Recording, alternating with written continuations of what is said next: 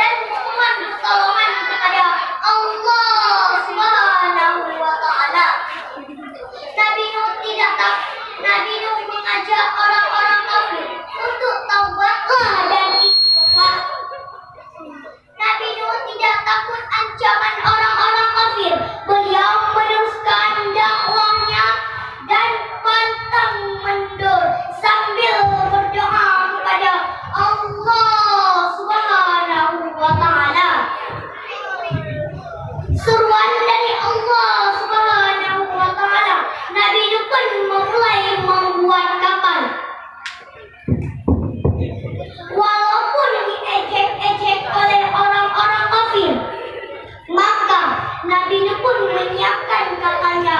Nabi Nuh berkata kepada pengikutnya, naiklah ke dalam kapal sambil menyebut nama Allah Subhanahu wa Ta'ala. Maka datanglah air dari langit dan bumi, air bah yang sangat dahsyat, peringatan untuk orang-orang yang tidak taat dan beriman kepada Allah Subhanahu wa Ta'ala. Maka surutlah air dan kapal Nabi Nuh pun terdampar di gunung Juhudi. Nabi Nuh pun dan pengikutnya turun dari kapal bersama orang-orang yang taat dan beriman kepada Allah Subhanahu wa Ta'ala.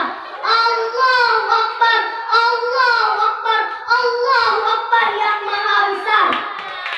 Hanya itulah kisah Nabi Nuh yang bisa saya ceritakan.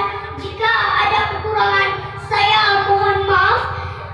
Pak Ranu yang hana nira, Pak Pulang yang hana bajo, Pak Tuto yang hana salah, hana bawai, tente nama dudo, karena lembar lang belajar, punya salah, lang lake maaf. Wabillahi taufiq wa hidayah. Wassalamualaikum warahmatullahi wabarakatuh. Waalaikumsalam warahmatullahi wabarakatuh. Allahu Akbar. Dewan Hakim yang kami muliakan, adapun yang barusan tampil, pemegang nomor undian 225 atas nama Siti Nur Aziza, utusan dari Balai Pengajian Baitul Muta'alimin Kampung Bangka Jaya.